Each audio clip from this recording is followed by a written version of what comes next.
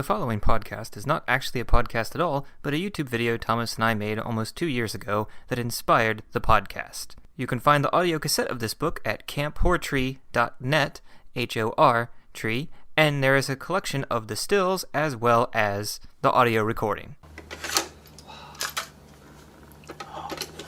My hands are so sore from lifting up this tape and flipping it over. Yeah. The thing I don't understand is, it might not have been this, but I'm pretty sure I had a He-Man and She-Ra storybook with this too, and in the middle of it, it played that song from the movie.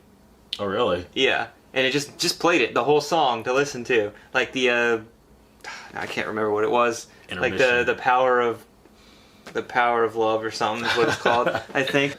Looks like Bumblebee's not in this one. All right, hey, don't read that and get spoilers on these things. All right, so. Here, you want to put this record in the CD player? You know, have you ever owned a record player? A record player? No. Yeah. I used to have one, but I got rid of it and all the records I had because my dad gave me his, and I think one of my other aunts or uncles gave me one of theirs, so I had two at one point when I was growing up in high school, and we listened to, basically Michael Jackson and the other Michael Jackson record I had, and like Asia. I had a few others, like I had that Wang Chung record. Oh, I was thinking about Wang Chung the other day. Everybody Wang Chung. Why would you be thinking of it randomly, like the next day? Well, it wasn't really randomly. I listened to like a lot of 80s stuff, so he's in the rotation. Okay. I remember there were a few others. I think the only ones... No, I didn't end up keeping any of them. I just gave them... The ones I liked to my sister, I think she took maybe like 10 of them, and the rest we just donated to Goodwill. Because my grandparents had a lot of records too, and they were like... The Tumbling Tumbleweeds, and Guy Lombardo, and these are all records from the 1920s and 30s songs. So you're just like, nobody even knows who they are. So you're just like, well, and nobody wants them. Alright, so, let's get ready to begin. When continents collide. Maybe not content with destroying... Let's get rid of this for now. Let's get rid of, maybe not content with just ruining the Rockies, maybe this time the continents will actually move and bump into each other and cause earthquakes. Like there's only liquid in between the east and the west coast, so it is a new continent now. When continents collide, see the pictures, hear the story, read the book. Because you can actually read this book without the cassette tape. But that's not fun. That's not fun, yeah, because I did that all the time as a kid, read along with, because they're read-along books. Anyway, let's begin the next one. Alright, here we go. Oh my god, was that an AT-AT?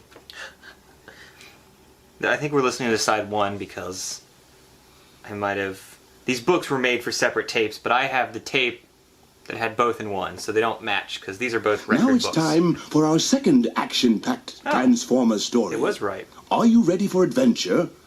Here we go with When Continents Collide. At first, we missed the beginning part where it says, "Hi everybody, this is your Transformers read-along book. Every time you hear this sound, it means it's time to turn the page. Now, if you are ready, we will start the story when continents collide. Don't forget to turn the page every time you hear this sound." Something they removed when they transferred, the record to cassettes for some reason. Anyway, back to your favorite Decepticons. Soundwave, the whiner and complainer, and Megatron, the action figure gun. Sound was barely perceptible, and the herd of caribou paid no attention. They were grazing on the small plants growing near the isolated pump relay station on the Alaska pipeline. But the sound grew, and with it, what was only a speck on the horizon became a colossus that dominated the vast northern sky. It was a hovercraft oil transporter that was bigger than 200 collect oil instead of energon. High on the command bridge of the transporter stood Megatron, the evil Decepticon leader, observing the docking with his cold, stony stare and realizing full well how valuable this oil transporter, stolen from the Earthlings, would be to him. How did you fit inside of it? Stabilize the ship, then shut down power. Megatron growled to Soundwave, his communications aide. Huge pilings emerged from the belly of the hovercraft and drove their metal footpads through the surface ooze down to the frozen soil below. Stabilized now and shutting down power, Soundwave said. Can the idle chatter? Megatron snarled. I've got the attitude That's idle sensor. chatter. The big fans revolved to a stop. Well, where's the contact? Where's that pathetic carbon-based slime who helped us steal the transporter and who has now agreed to aid us in siphoning off tons of this Prudo-Bay crude? I don't know why I'm bothering. I can't wait. Soundwave, activate the laser order for a direct tap into New stuff in these lives. books. Master, I think your original reasoning is still the most valid plan of action. My original reasoning?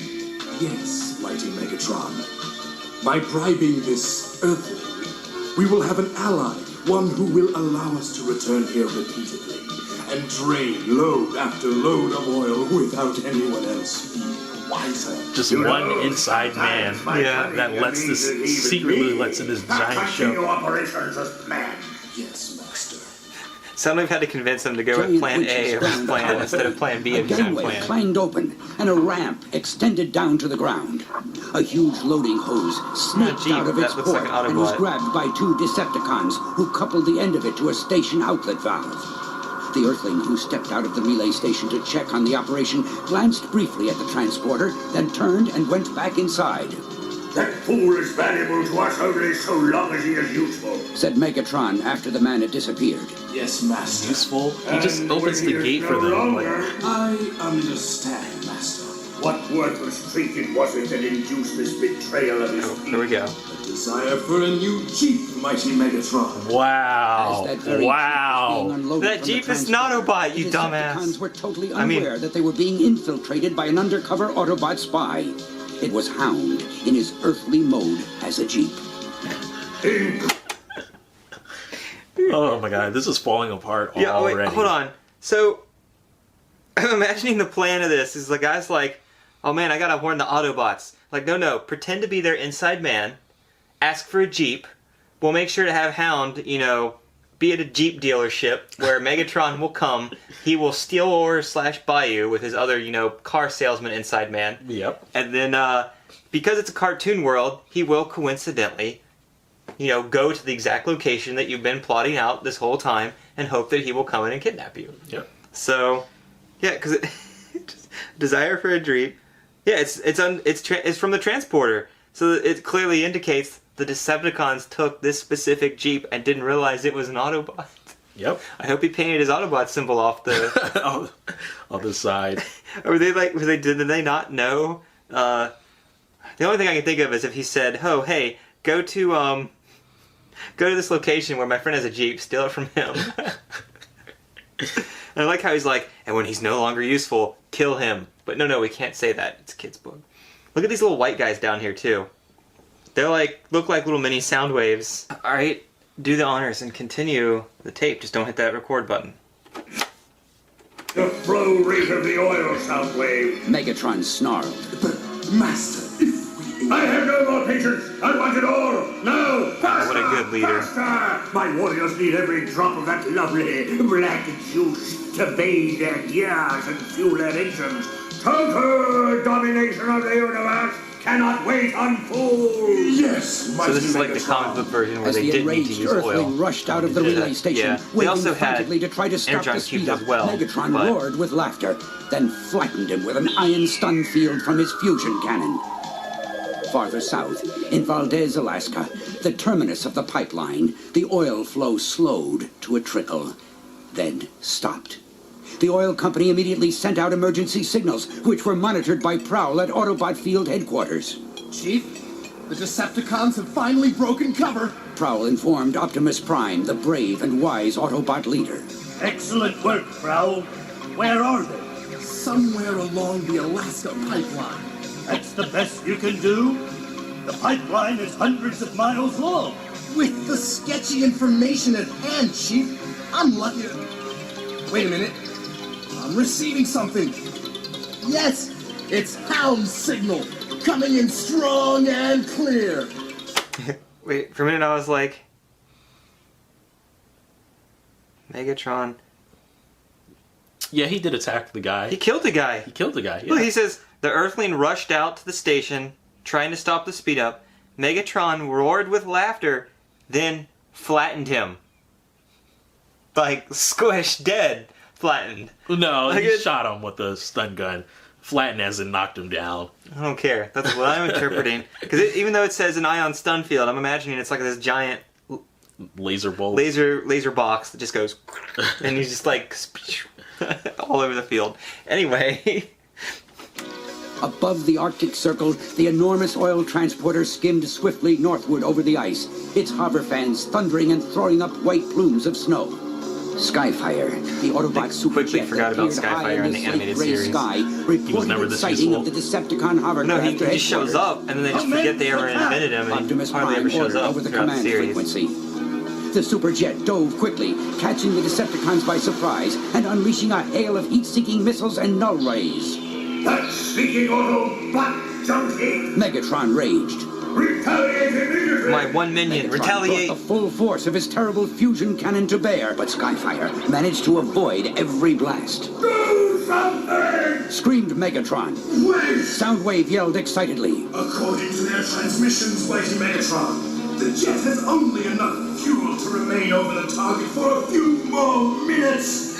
But those few minutes were long enough for Skyfire to release another barrage of missiles, null rays, and He's using explosions. Starscream's weapon they then. ripped through the You transporter okay from with that stem now? to stern. He's been split up into Its Autobots giant and fans locked up Decepticons. tight and fused into useless lumps of metal. They're all The just huge paying ship tribute. bellied in hard on the ice. May rust attack every joint in their miserable metal bodies. Megatron roared. Better abandon ship, Master. Soundwave urged. Outnumbered, and with common sense the better part of valor, the Decepticons prepared to flee their fire-consumed transporter. Activate the hyperthrust afterburners! Megatron ordered. Fire! It was a foolish consumption of precious fuel, but necessary for escape from their Autobot pursuers for the moment.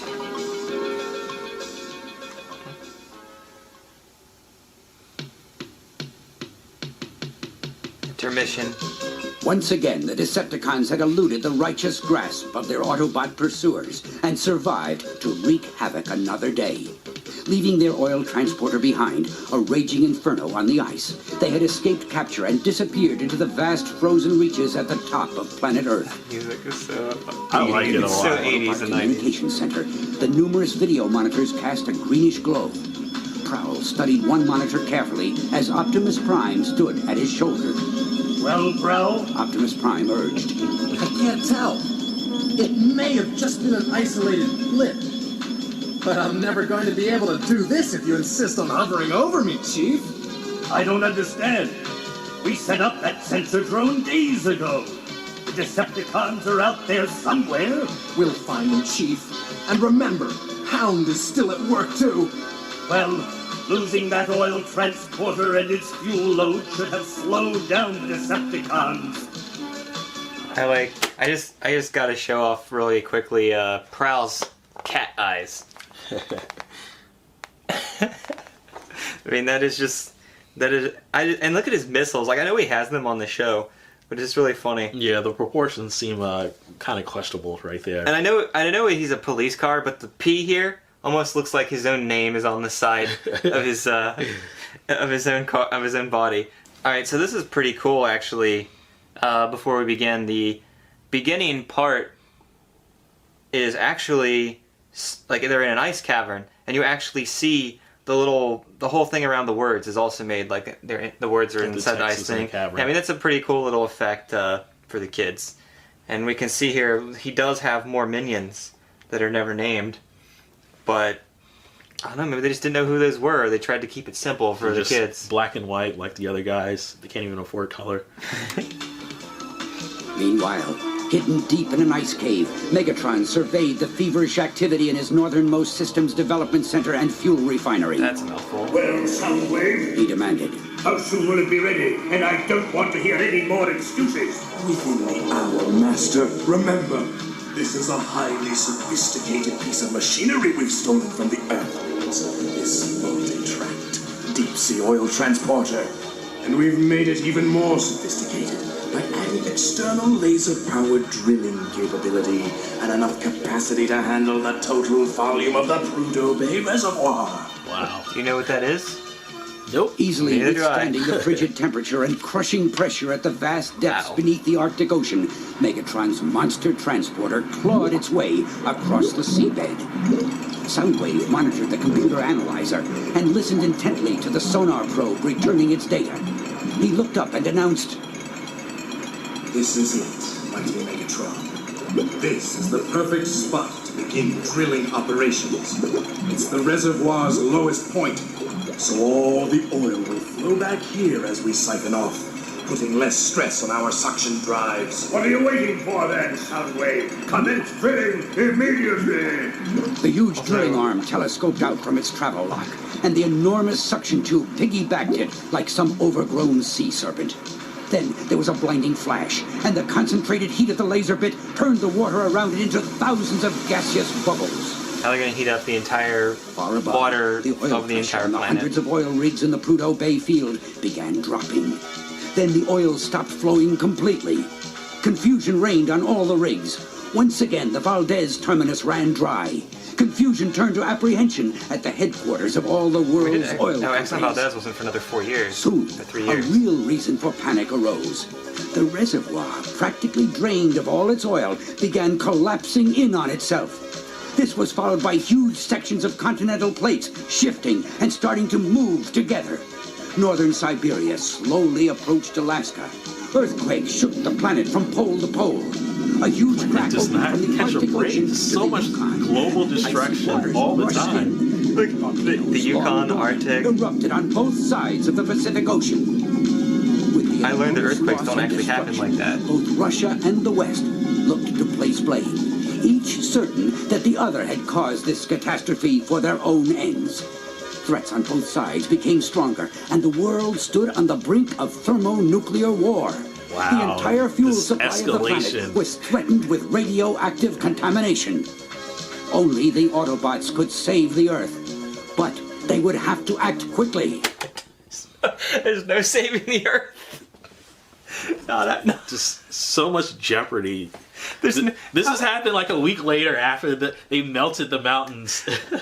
I mean, so basically they drained all the oil of the world everywhere, and that somehow caused everything, which is the opposite of fracking, where you put in so much oil, so much liquid into the Yeah. area that it causes tectonic shifts. Yep. But no, instead all the oil's gone, so all the I was about to say planets, but all the continents move, and then to add insult to injury, everybody thinks the other countries are doing it to each other, Yep. so they're arming their nuclear missiles. They keep saying, who's going to save the world? But Earth's done. Earth's done. You got to make spaceships now. Yep. And hope that the Just Autobots will help you get to another planet that isn't mechanized so you guys can live. So let's see how the Autobots save the world in 2 pages. All Autobot eyes were on Optimus Prime. Only his vast knowledge and resources could stop the disaster threatening the planet Earth. A disaster that was very much like the one that had befallen his beloved Cybertron. Proud, have you found out where the Decepticons are hunting from yet? No, Chief. The underwater sensor drone can work only so fast. We cannot wait any longer. But I have an idea, a solution, and it may help us flush those mechanical rats from their voice is so hole as weird. well. What's that, Chief? Liquefied Raison gas. Of course! Prowl exclaimed. Optimus Prime continued. In its liquid state, Raison possesses a greater density than crude oil. Therefore, if we pump it into the empty reservoir, it will force the oil now in the Decepticon transporter back into the reservoir and restore the Earth's geography to its former state. And its liquid half-life is only a matter of hours. Then it becomes a gas again. Exactly, Prowl! A gas that should force that Decepticon oil guzzler to the surface of the ocean to face. Our missiles! Wow, Do he's excited. something! Megatron demanded. I'm trying, Master, I'm trying. Crammed it all. Soundwave exclaimed as he pushed and pulled every combination of buttons and levers that were available to him. But nothing worked. The transporter was surfacing, and nothing was going to stop that. Surface in 5 seconds, Master. You blundering, cane-filled idiot! It's the gas, mighty Megatron. It's the Raison gas that's doing it. Reasons are excuses! I want results! Resurface now, mighty Megatron. Optimus Prime waited for Megatron to make his move, but there was only silence from the floating oil transporter. However, an Autobot boarding party encountered a time delay booby trap attached to the deck hatchway. When it went off, 2 members of the boarding party were sent back to visit Ratchet for repairs. Is this the ending? Inside the transporter, the other Autobots discovered that the Decepticon command module pod was gone. Once more, Megatron had managed to elude a just fate. But he had left his message across the screen of an idling computer monitor whose voice readout kept repeating, A Decepticon universe is at hand. A Decepticon universe That was is at Medea's hand. voice. So menacing. and the battle continues. The bad guys can never escape, can never get captured because they need to come back for the next episode. Next week, Earth's demise, finally. He's going to succeed eventually. Yeah. I remember watching, people were such fans of Skeletor. Apparently they kept asking him to win at least just one episode. Oh, yeah. I like how the picture on this is like they had to cram in a text so much that they didn't have any room for the picture. And I also like how, first of all, they stole something for Earthlings that they could fit inside of it. Mm-hmm. I assume they adjusted it. They had an escape pod because they jettisoned that to escape, right? Yep. And then that escape pod had its own escape pod at the end of the story. What do you think? Is that the one thing that's going to bother you? That's crossing the line, not the other stuff? No, Not the reverse fracking that was going on?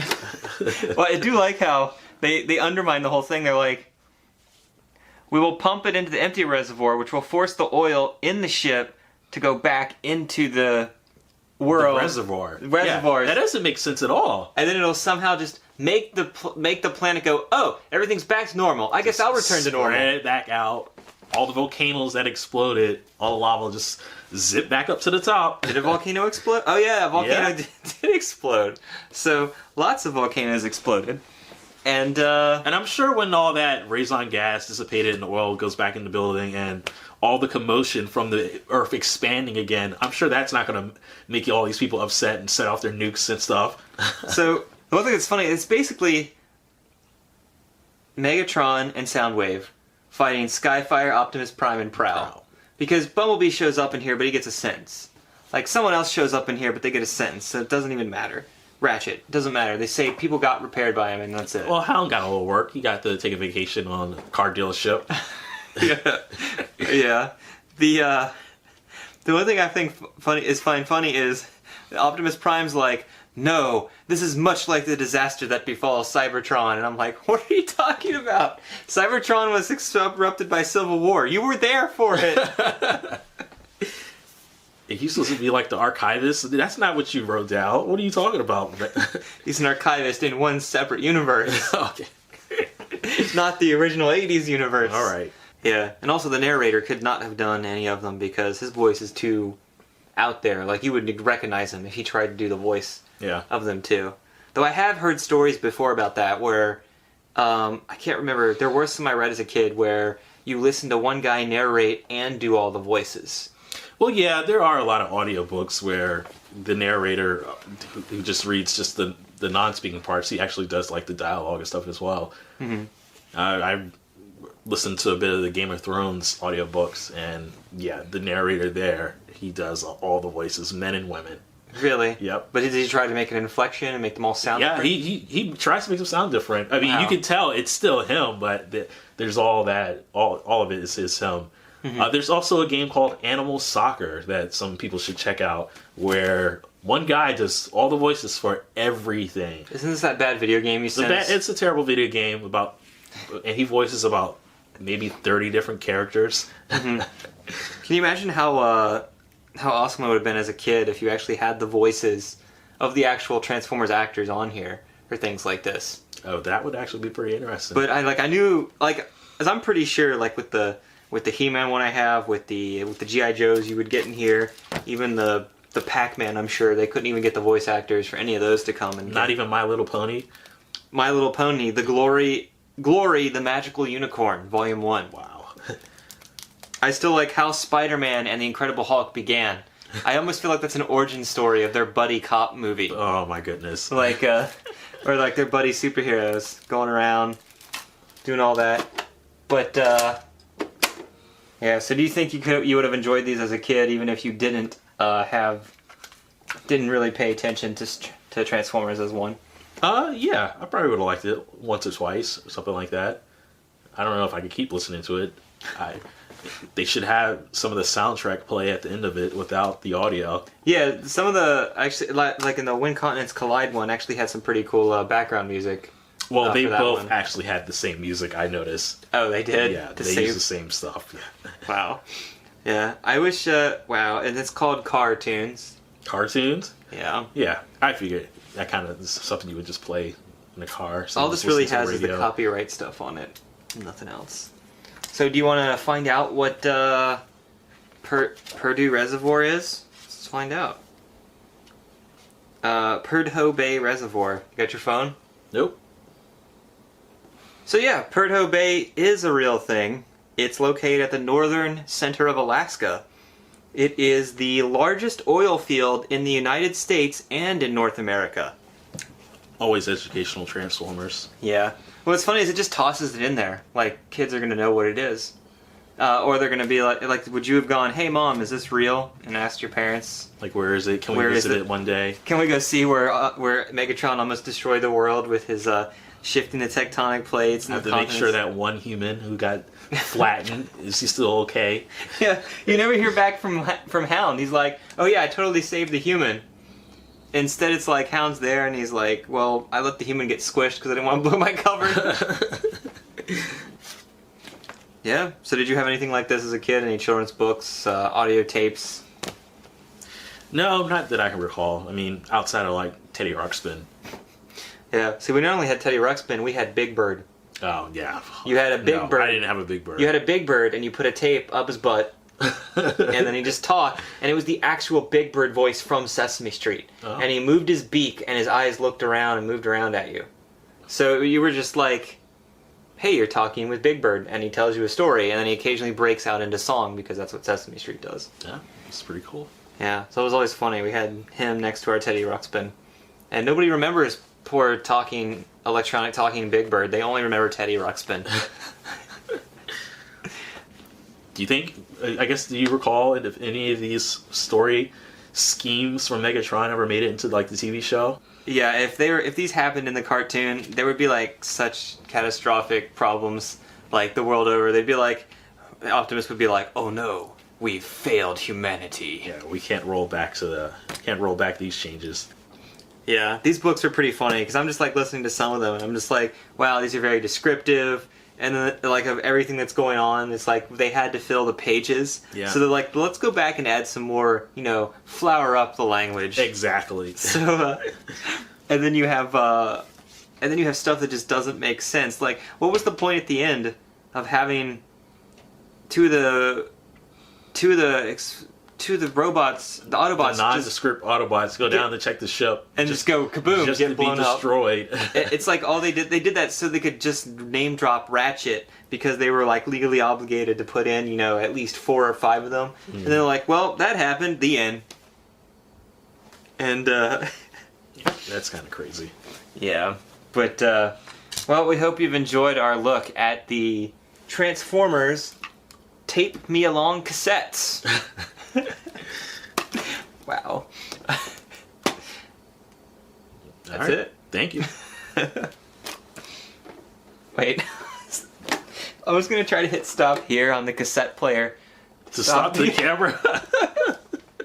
I also had a Care Bears one that I found that my sister had. Because she gave me the cassette tape. Because then, hey, you still listen to cassettes? Have this. Thanks. I mean, do you still have the book? And it's like, no, she didn't. So we can't. I might have to get that on eBay, and we can continue this adventure of looking at old storybooks. I cannot wait.